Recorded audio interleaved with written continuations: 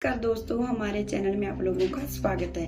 कुछ अर्सा पहले अमेरिका की सबसे बड़ी agency federal bureau of investigation यानी कि जांच एजेंसी, जिसे हम और आप बोलचाल भाषा में FBI के नाम से जानते हैं, उसने एक लिस्ट तैयार की थी। ये लिस्ट उन शातिर और शार्प हैकरों की थी जिनकी उंगलियों का इशारा पाकर दुनिया का कोई भी कंप्यूटर, मजबूत से मजबूत तारों से जड़ा कोई भी लैपटॉप या सर्वर उनके हाथों की कठपुतली बन जाता है। आज की कहानी का किरदार भी उन्हीं शातिर और शार्प हैकरों में से एक है, जिसकी असली पहचान कई नामों की तह में छुपी हुई है। हालांकि उसे एक ऐसा नाम भी मिला जिसे सुनकर दुनिया भर की कई एजेंसियों का हलक सूख जाता है। कई नामी गिरामी संस्थान उसका नाम सुनते ही शायद सबसे ज्यादा दुखी भी हो जाते होंगे, लेकिन उस हैकर का एक नाम हैप्पी हैकर भी है। असल में उसे हैप्पी हैकर कहने की एक सबसे बड़ी वजह यह भी कही जाती है कि उसकी जितनी भी तस्वीरें अब तक जमाने के सामने आई हैं, उन सभी में उसका चेहरा मुस्कुराता हुआ नजर आता है। यहाँ तक कि जब उसे गिरफ्तार करके हथकड़ियों में जकड़कर जेल से ले जाया जा रहा था, तब भी उसके चेहरे पर उसकी सदाबहार मुस्कुराहट खेल रही थी। शातिर और तेज दिमाग हैप्पी हैकर वास्तव में इतना स्मार्ट है कि दुनिया की सबसे ताकतवर और सबसे आधुनिक जांच एजेंसी FBI इसकी परछाई को पाने के लिए पूरे 5 साल तक दुनिया भर की धूल फांकती रही। FBI की गरज की वजह से ही दुनिया की पुलिस यानी इंटरपोल भी उसकी हर आहट पर कान लगाए बैठी रही, लेकिन उन्हें भी इसकी भनक तक नहीं मिल पा रही थी। असल में इस हैकर के किस्से का सिलसिला शुरू होता है 2009 में।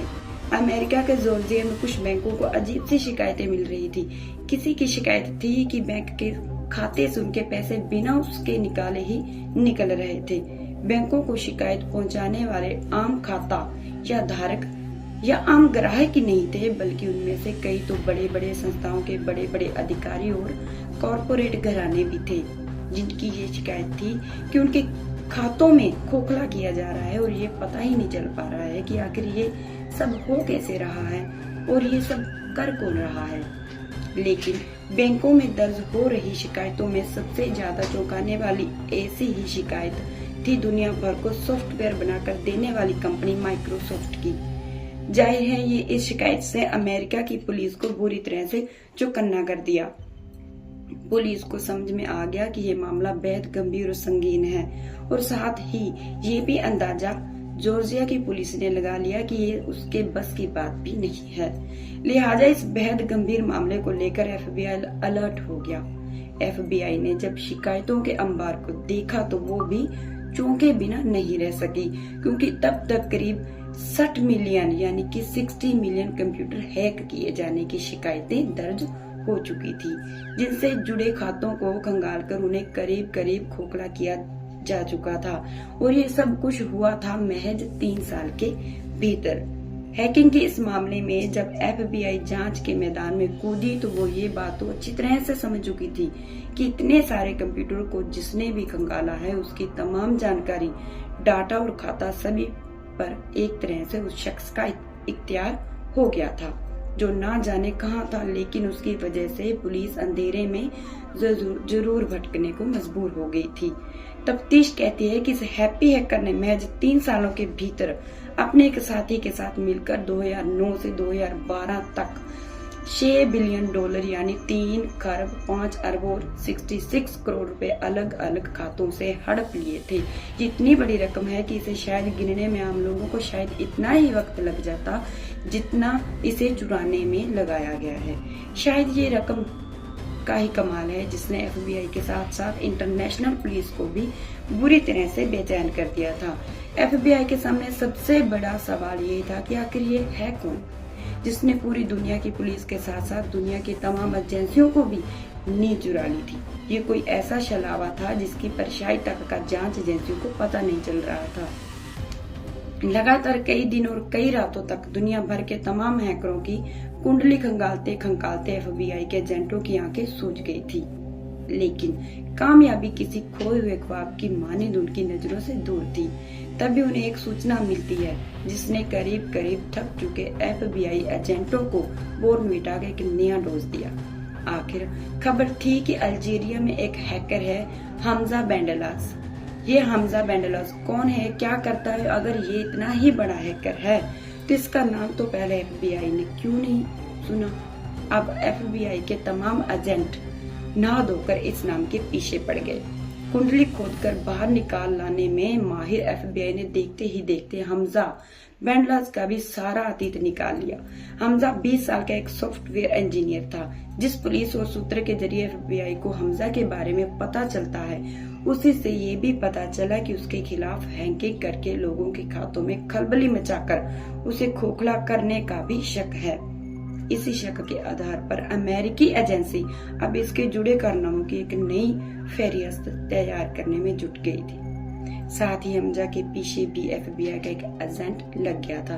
महीनों भटकने के बाद FBI एजेंट किसी तरह हमजा तक पहुंचने में कामयाब हुआ और बड़े ही नाटकीय अंदाज में उस एजेंट ने खुद को भी एक हैकर साबित करके हमजा का भरोसा जीता और मिलकर हैकिंग करके खास तौर पर क्रिमिनल लोगों के खातों में सेंध लगाने की प्लानिंग करनी शुरू कर दी। उस दौर में एक नया सॉफ्टवेयर चलन में आ चुका था। नाम था स्पाई आई। असल में डार्क नेट पर मशहूर ये सॉफ्टवेयर खुद हमजा और उसके साथी ने ही तैयार किया था और इसी सॉफ्टवेयर के जरिए इन लोगों ने दुनिया भर में वर्चुअल डाका डाला।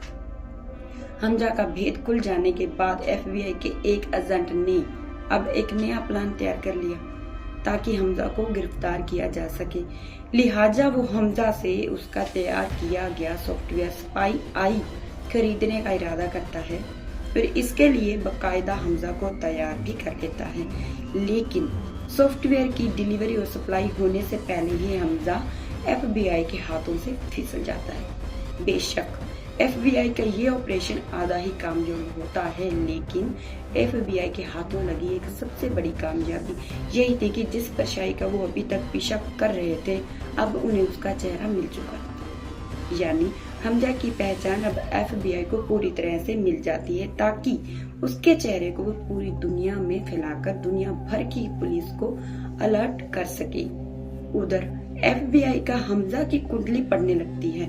खुलासा होता है कि हमजा अल्जीरिया के एक छोटे से शहर टिजीओजी का रहने वाला था। 1988 में पैदा हुआ हमजा बचपन से ही पढ़ने लिखने में बेहद ही तेज दिमाग का था और उसका गणित उसका सबसे फेवरेट विषय था। लिहाजा जब वो पढ़ने के लिए यूनिवर्सिटी गया तो वहाँ उसने कंप्यूटर में पढ़ाई आगे जारी की। अल्जीरिया से हजारों किलोमीटर दूर रूस में एक और शख्स था जिसे भी हैकिंग का करना बेहद पसंद था। उसका नाम था अलेक्जेंडर पेनिन। उसकी उम्र भी ज्यादा नहीं थी, वो भी सिर्फ 25 वर्ष का था, यानी दोनों ही करीब हम उम्र के थे। FBI की तफ्तीश यही कहती है कि जिस सॉफ्टवेयर स्पाई आई के जरिए हमजा ने दुनिया भर के कंप्यूटर को खोखला किया, वो असल में पेनिन ने ही तैयार किया था। लेकिन जिस वक्त वो इस सॉफ्टवेयर को लगातार अपडेट कर रहा था, तभी पेनिन को हमजा के बारे में पता चला। दोनों के शौक एक जैसे थे, दोनों की फितरत भी एक जैसी थी, लिहाजा दोनों के बीच जल्दी ही यारी भी हो गई। जब दोनों दीवाने मिल गए तो फिर दुनिया का कहां डर। लिहाजा दोनों ने मिलकर उस सॉफ्टवेयर को बनाया अपना हथियार और निकले। लेकिन 2009 से शुरू हुई इस सिलसिले को 4 साल बाद यानी 2013 में अचानक इनकी रफ्तार को ब्रेक लगता है। 8 जनवरी 2013 को हमजा अपनी नई नवेली बीवी के साथ छुट्टियां मनाने के लिए मलेशिया गया था। प्रोग्राम ये था कि मलेशिया से वो सीधे काहिरा यानी कायरो जाना था। रास्ते में थाईलैंड पड़ा। शातिर और शार्प हैकर हमजा इतना होशियार चौकन्ना रहता था कि अपना फोन कभी भी एक दिन से ज्यादा इस्तेमाल करता ही नहीं था, जिसकी वजह से उसको ट्रेस करना किसी भी एजेंसी के लिए मुश्किल तो था ही। एजेंसियों की नजरें भी धूल झोंकने के लिए अक्सर सैटेलाइट फोन से बात करता था। बहरहाल मलेशिया से छुट्टी मनाने के बाद इसे काहिरा के रास्ते में जब थाईलैंड में अपनी फ्लाइट चेंज करनी थी, तभी एयरपोर्ट पर तैनात इंटरपोल के अधिकारी उसे पहचान लेते हैं। लिहाजा पुलिस अफसर उसे और उसकी बीवी को एयरपोर्ट पर ही रोक लेते हैं। पुलिस अधिकारियों की बातचीत के दौरान वो अपनी पहचान नहीं छुपाता, बल्कि साफ साफ ईमानदारी से और मुस्कुराते हुए सारी बातें बता देता है। लेकिन एक शर्त रखता है कि उसके किसी भी गुनाह में उसकी बीवी का कोई भी रोल नहीं है, लिहाजा उसे सफर जारी रखने की इजाजत मिलनी चाहिए। अधिकारी और उसकी बात मान ली जाती है। हमजा की बीवी को काहिरा जाने की इजाजत देते हैं। बीवी के जाने के बाद हमजा पुलिस के कब्जे में आ जाता है। थाईलैंड की राजधानी बैंकॉक के स्वर्ण भूमि एयरपोर्ट पर उसकी गिरफ्तारी होती है।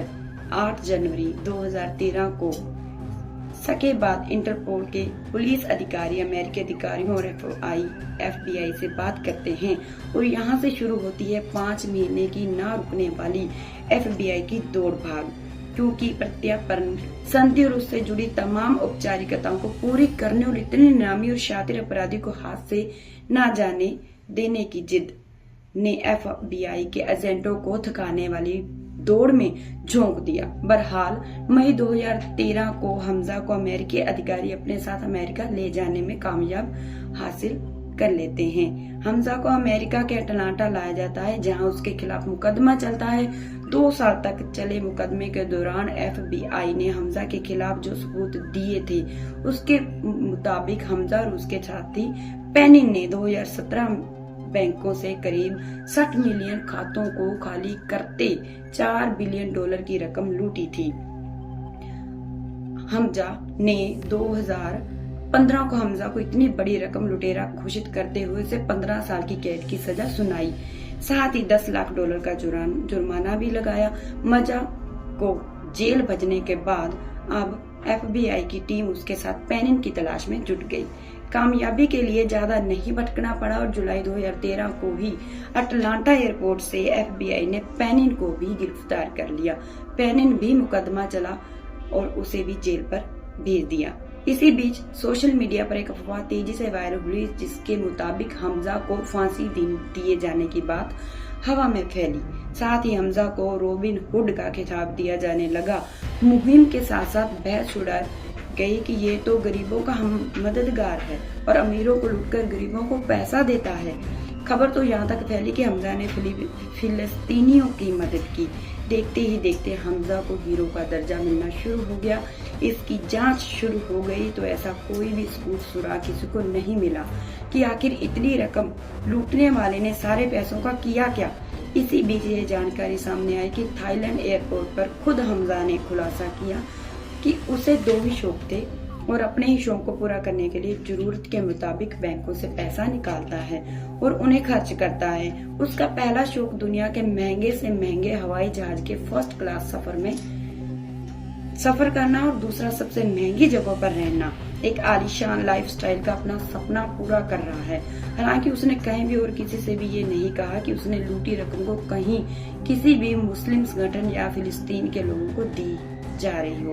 बहरहाल कुल मिलाकर FBI की रिपोर्ट भी यही खुलासा करती है कि हमजा कोई और नहीं, एक मामूली चोर था जिसने बड़े ही गैर मामूली तरीके से अमेरिका के 217 बैंकों की तिजोरी खाली करके अपने शौक पूरे किए।